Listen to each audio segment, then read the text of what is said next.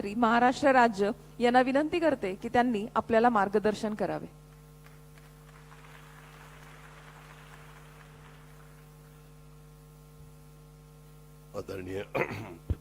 आदरणीय पवार साहेब, माननीय प्रतापराव पवार, मंत्रिमंडळातील माझे सहकारी माणिकराव कोकाटे, पंकजाताई मुंडे, खासदार सुप्रिया सुळे, सुनेत्रा पवार, अजित जावकर, पीयूष सोनी, प्रशांत मिश्रा, आजच्या या कार्यक्रमाच्या निमित्तानं राष्ट्रीय आणि आंतरराष्ट्रीय संस्थांचे उपस्थित असणारे सर्वच मान्यवर, कृषी विभागाचे उपस्थित असणारे किंवा राज्य सरकारच्या विविध विभागाचे उपस्थित असणारे अधिकारी वर्ग, ॲग्रिकल्चर डेव्हलपमेंट ट्रस्ट याचे उपस्थित असणारे सर्व सन्माननीय विश्वस्त, तसंच विद्या प्रतिष्ठानचे उपस्थित असणारे विश्वस्त, परिसरातील जमलेले सर्व प्रतिष्ठित शेतकरी बांधव, बंधू भगिनींनो आणि माझ्या तरुण मित्रांनो, पत्रकार मित्रांनो, एका आगळ्या वेगळ्या कार्यक्रमाच्या निमित्तानं आपण सगळेजण इथं जमलात। मी देखील या तालुक्याचा लोकप्रतिनिधी या नात्याने आपल्या सर्वांचं मनापासून स्वागत करतो। खरं ह्या कार्यक्रमाला माझा प्रयत्न होता देवेंद्रजींना बोलवायचं, परंतु काल पंतप्रधानांचा कार्यक्रम आला आणि त्याच्यावर थोडे आम्हाला कार्यक्रम बदलावे लागले। काल कबड्डीच्या स्पर्धेचा छत्रपती शिवाजी महाराजांच्या नावाने स्पर्धा दरवर्षी होती, तो कार्यक्रम घ्यावा लागला आणि मी माणिकरावांना, पंकजाताईंना, दत्तामामा भरणेंना विनंती केली की आपण आज जाऊया। पंतप्रधानांचा कार्यक्रम दुपारी त्यांच्या परवानगी घेतली, कारण संध्याकाळच्या कार्यक्रमाला आम्हाला हजर राहता येत नव्हतं आणि कबड्डी स्पर्धेचं आम्ही उद्घाटन केलं। तेव्हा पंकजाताईंना आणि दत्तामामा आपल्या माणिकरावांना मी म्हणलं, तुम्ही मुक्काम करा आणि कृषी 2025 या प्रदर्शनाच्या उद्घाटनाच्या करता आपल्याला जायचं आहे आणि सकाळी आपण लवकर जाऊ।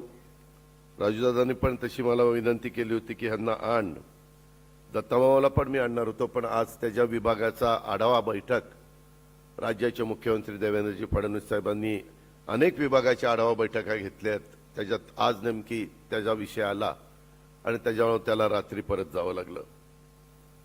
आज इथं आल्यानंतर आपल्या बारामती ॲग्रिकल्चर डेव्हलपमेंट ट्रस्टच्या कृषी विज्ञान केंद्राच्या वतीनं दरवर्षी आपण अशा प्रकारची प्रदर्शनं भरवतो आणि दरवर्षी त्याच्यामध्ये चांगल्या प्रकारे भर पडत चाललेली आहे। लाईव्ह कसं असू शकतं, इतरांची कृषी प्रदर्शनं असतात, मी पंकजाताईंना, माणिकरावला तेच सांगत होतो किंवा ती वेगळी असतात। आता सगळीकडेच नाशिकला होतं, पुण्यात होता, मला वाटतं आता इंदापूरला पण काहीतरी आहे, इतरही भागात होतात, तो त्यांचा अधिकार आहे, ते करतात। परंतु प्रत्यक्षात इथं कशी ह्या जमिनीमध्ये फळं येऊ शकतात, भाजीपाला येऊ शकतो, फुलं येऊ शकतात, काय त्याला वापरलं पाहिजे, कुठलं त्यामध्ये बदल केले पाहिजेत, नवीन टेक्निक काय वापरलं पाहिजे। आता इथं आपण एवढे जण बसलोय, आपल्या सगळ्यांच्यात उंच असणाऱ्या माणसापेक्षा तिथला भोपळा, मला मगाशी राजूदादा सांगत होता, 9 फूट उंचीचा भोपळा, 9 फूट उंचीचा।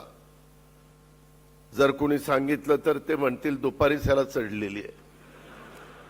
म्हणजे ही वस्तुस्थिती आहे, ही पाहिली पाहिजे। मी मगाशीच माणिकरावांना आणि पंकजाताईंना सांगितलं की रस्तोगीला तर मी पाठवणारच आहे। मी आजच कॅबिनेट मुख्यमंत्र्यांना विनंती केली, 5 वाजता आमची कॅबिनेट आहे, कारण मुख्यमंत्र्यांना दावोसला जायचंय परवा दिवशी। त्यावेळेस मी रस्तोगीला सांगणार आहे की कृषी विभागाची आत्ताच जबाबदारी तुम्ही घेतलेली आहे, एकदा जाऊन तिथं पहा काय होऊ शकतं आणि मग आपली विद्यापीठ आहेत, आपले जे काही, आता मगाशी बोलत असताना आमच्या बंधूंनी सांगितलं की त्या जो कांदा इथं दाखवला त्याचं संशोधन झालं माझ्या माहितीप्रमाणे नलवडे राजगुरुनगरला आणि तो कांदा काढल्यानंतर 9 महिने टिकतो, परंतु ते शेतावर माझ्या शेतकऱ्याच्या गेलं पाहिजे, ते आता इथून तिथं पाठवलं जातंय। तशा पद्धतीनं राजूदादांनी मगाशी मला वाटतं विदर्भातल्या पण, मला वाटतं पंजाबराव कृषी विद्यापीठाचं पण काहीतरी सांगितलं की अजित तिथं खूप चांगलं संशोधन होतंय. माणिकराव, आता आपण सगळेजण 5 वर्षाच्या करता हे सरकार सत्तेवर आलेलं आहे. अतिशय चांगल्या पद्धतीनं आपल्या आपल्या विभागाचा उपयोग सर्वसामान्य शेतकऱ्याच्या पर्यंत किंवा त्या घटकापर्यंत पोहोचवण्याचा प्रयत्न एकनाथराव किंवा देवेंद्रजी आपण सगळेजण मिळून त्या ठिकाणी करू. तुम्ही पण ऍग्रिकल्चर डिपार्टमेंटमध्ये, मी मगाशीच राजदादाला आणि आमच्या नलवड्यांना सांगितलं किंवा तुम्ही नोट तयार करून द्या. माझा अर्थसंकल्प उद्याचा 10 मार्चला आहे. 3 मार्चला अधिवेशन सुरू होतंय आणि 10 मार्चला अर्थसंकल्पामध्ये पण काही गोष्टी मला टाकता आल्या. मी प्रताप काकांना पण विनंती करीन, आमच्या इथं असणारे श्रीयुत अजित जावकर डॉक्टर, त्यांनाही विनंती करीन की थोडंसं टप्प्याटप्प्याने आपण जाऊ. जेवढं शक्य असेल साधारण राज्याची आर्थिक परिस्थिती लक्षामध्ये घेता इथं जे बदल होणार आहेत त्याचा फायदा महाराष्ट्रातल्या सगळ्या शेतकऱ्यांना होणार आहे.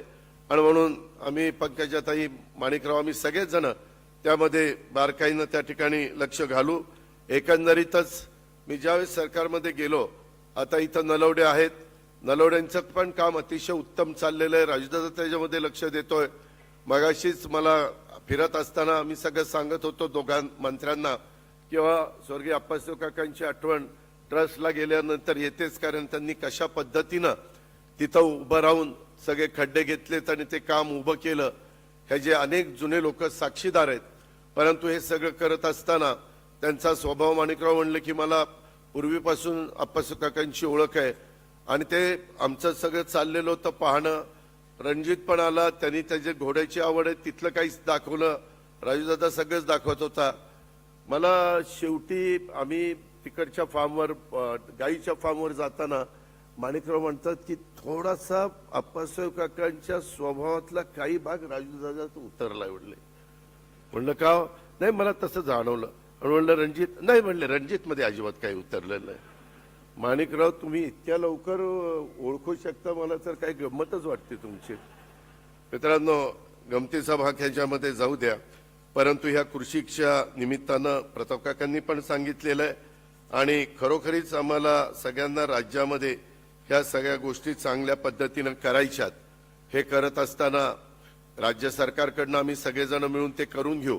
परंतु वेळ पडली तर देशाचे पण कृषी मंत्री शिवराजसिंह चौहान, त्यांचाही आता बऱ्याचदा माझा संबंध आलेला आहे आणि त्यांनाही ह्या क्षेत्रामध्ये खूप मनापासून रस आहे. कारण 13-14 वर्ष मध्य प्रदेशचा मुख्यमंत्री म्हणून त्यांनी उत्तम काम केलं. तिथला शेतीचा विकास दर फार चांगला आहे. म्हणजे मागे करोनाच्या काळात पण आम्ही बघितलं तर त्यांचा विकास दर तिथला शेतीचा अतिशय चांगल्या प्रकारचा GDP वगैरे होता.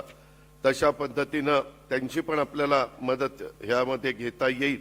मगाशी तर ताईंनी सांगितलेलंच आहे. एकंदरीतच बारामतीच्या परिसरामध्ये आपण मेडिकल कॉलेज काढलं, आयुर्वेदिक कॉलेज काढलं, इंजिनिअरिंग कॉलेज काढलं, आर्किटेक्ट कॉलेज काढलं, ॲग्रिकल्चर कॉलेज काढलं किंवा इतर वेगवेगळ्या फॅकल्टीज, लॉ कॉलेज काढलं. खूप काही वेगवेगळे इन्फ्रास्ट्रक्चर आपण बारामतीच्या मुलामुलींना किंवा परिसरातल्या मुलामुलींना देण्याचा प्रयत्न केलेला आहे. आता बारामतीच्या शैक्षणिक वैभवामध्ये भर घालण्यासारखं एक दर्जेदार पशुवैद्यकीय महाविद्यालय बारामतीमध्ये असावं, असं मगाशीच मला राजूदादांनी पण बोलून दाखवलं. पंकजाताईंनी तर सांगितलं की आपल्याला द्यायचंय. मगाशीच मी त्यांना गाडीत बोलत होतो, ते म्हणले दादा ठीक आहे 2 देऊन टाकू, एक परळीला देऊन एक बारामतीला देऊ. म्हणलं हरकत नाही, हे असंच असतं आमचं.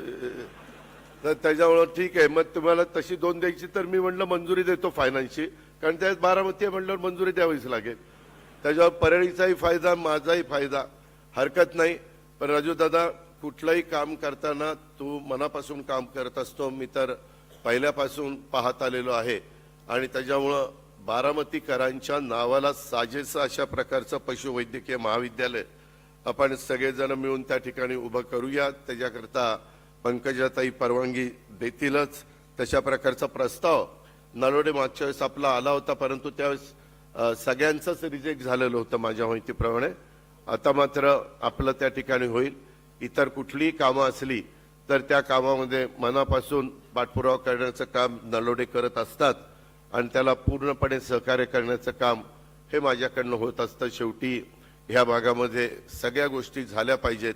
आता इथं आपण 400चा सिंथेटिक ट्रॅक्स पण करतो ना ट्रॅक, एक चांगल्या प्रकारचा सिंथेटिक ट्रॅक पण करतोय. मला वाटतं 9-10-12 कोटी रुपये खर्च आहे, पण त्यालाही मी मान्यता दिलेली आहे.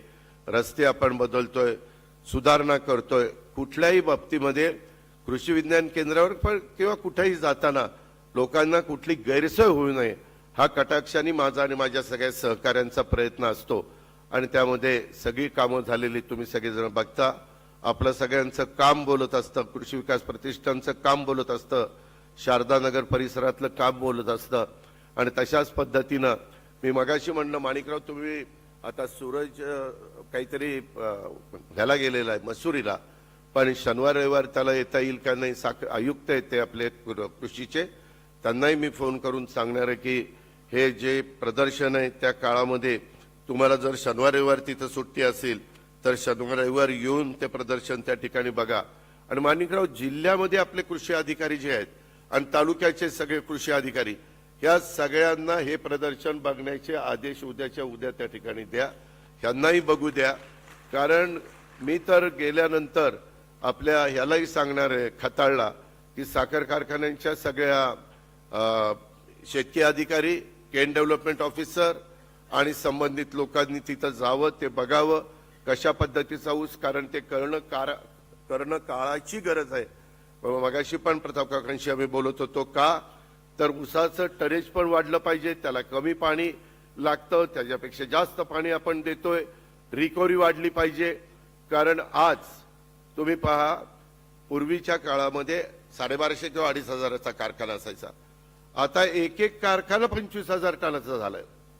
म्हणजे 10 कारखाने तेव्हा एक कारखाना तो आहे. त्यामुळे ऊस तर वाढ लागणार. आपला माळेगावची 9,000 टनाची कॅपॅसिटी, पलीकडे सोमेश्वरची 9,000 टनाची कॅपॅसिटी, साखरवाडी मला वाटतं 9,000 का 8,000 झालेला आहे. अशा पद्धतीनं खूप कारखाने, ॲग्रोची कॅपॅसिटी वाढली, दौंडची कॅपॅसिटी वाढली, अबालकाची वाढली. असे प्रचंड मला वाटतं आता दौंड कारखान्याची म्हणजे भीमा पाट्याची पण वाढली, नाथ मस्कोबाची वाढली. त्याप्रमाणे आपल्याला ऊसाच्या क्षेत्रामध्ये देखील आमूलाग्र बदल करावे लागतील, बेण्यामध्ये बदल करावे लागतील. नवीन बेणं पण मी तिथं त्या बाबतीमध्ये बघितलं आणि तशा पद्धतीचं सुरूला कुठलं प्लांटेशन करायचं, खोडव्याला कुठलं प्लांटेशन करायचं, अडसालीला कुठलं प्लांटेशन करायचं.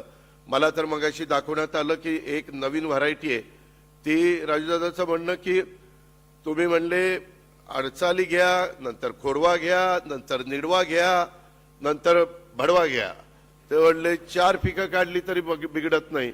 मला वाटतं कोल्हापूरच्या भागात तसं केलं जातं, परंतु त्याचं टनेज वाढेल अशा पद्धतीनं ह्या सगळ्या गोष्टी आहेत. आणि याचा खरोखरीच फायदा माझ्या या महाराष्ट्रातल्या नव्हे तर ह्या सगळ्या परिसरातल्या शेतकऱ्यांनी घेतला पाहिजे. आज मुलं मुली देखील तिथं ॲग्रिकल्चर कॉलेजची उभी होती, त्यांनी पण खूप काही गोष्टी केलेल्या ते सांगत होते. आणि विशेषतः यावर्षी शेतीच्या विकासासाठी आर्टिफिशियल इंटेलिजन्सचा वापर, AI नवं आकर्षण आहे या कृषी प्रदर्शनात असणार आहे आणि आम्ही ते पाहिलेलं आहे. त्यामुळे खऱ्या अर्थाने या प्रदर्शनाला एक वेगळ्या प्रकारची उंची प्रताप काकांच्यामुळं प्राप्त झालेली आहे. आणि ह्याच्यामध्ये राजूदादा आणि नलोडे साहेबांचं पण योगदान आहे.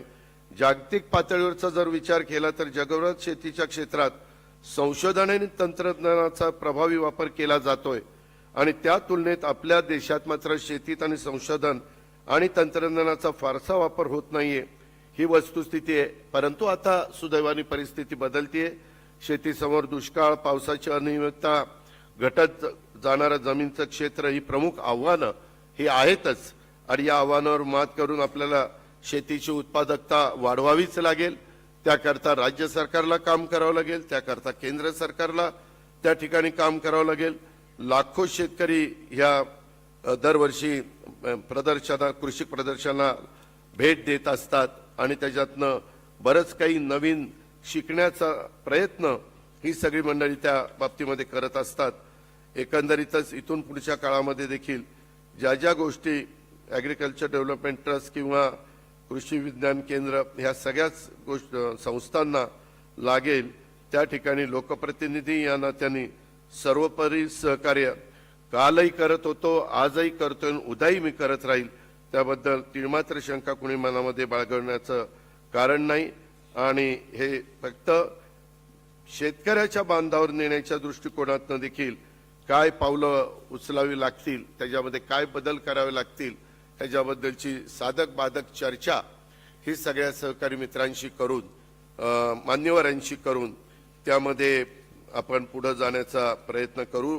आज हे सगळं करत असताना मगाशी माझ्या भाषणाच्या आधी वेगवेगळ्या क्षेत्रामध्ये म्हणजे विशेषतः आपल्या ॲग्रिकल्चर कॉलेजमध्ये ज्यांनी डॉक्टर शरदचंद्र पवार कृषी पदव्युत्तर महाविद्यालयाच्या यशस्वी विद्यार्थिनींचा गोल्ड मेडल म्हणून जो सत्कार करण्यात आला त्यांचंही मी सर्वांचं अभिनंदन करतो. त्यांचंही मी मनापासून कौतुक त्या मुलामुलींचं करतो. त्यांच्या पुढच्या वाटचालीच्या करता त्यांना मनापासून शुभेच्छा देखील देतो. आणि ह्या नवीन नवीन गोष्टीची दालनं आज सगळ्यांच्या प्रयत्नामुळं तुम्हाला उघडली जातात. त्याचा फायदा मात्र माझ्या शेतकऱ्याच्या मुलामुलींनी घेतला पाहिजे अशा प्रकारची अपेक्षा या कृषी प्रदर्शनाच्या उद्घाटनाच्या निमित्तानं करतो. खरं तर मगाशी सकाळी आम्ही 7:30ला त्याचं उद्घाटन केलेलं आहे, परंतु खऱ्या अर्थाने आपल्या सर्वांच्या साक्षीनं 12 कृषी विज्ञान केंद्राचं कृषिक 2025 ह्या प्रदर्शनाचं उद्घाटन झालं असं जाहीर करतो आणि त्याचा पुरेपूर लाभ सर्वांनी मनापासून घ्यावा. आपल्या ज्ञानात नवीन नवीन भर प्रत्येक दिवशी नवीन शिकण्याचा प्रयत्न त्या ठिकाणी आपल्याला करता येतो. त्याबद्दल माझ्या वडीलधारी शेतकऱ्यांनी, तरुण शेतकऱ्यांनी, मधल्या वयातल्या सगळ्याच बंधू भगिनींनी त्या गोष्टीचा निश्चितपणे फायदा घ्यावा अशा प्रकारची विनंती करतो आणि मी या ठिकाणी थांबतो. जय हिंद, जय महाराष्ट्र. धन्यवाद दादा. यानंतर आदरणीय साहेब यांना विनंती करते की त्यांनी आपल्या सर्वांना मार्गदर्शन करावे.